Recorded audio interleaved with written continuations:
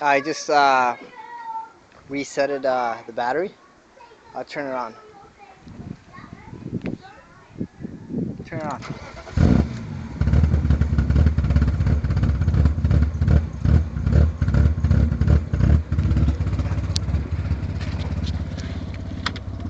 Oh, you can't see squat there.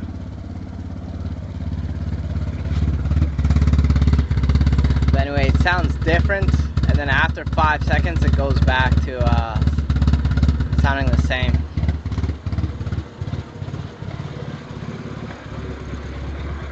Yeah, that's about it.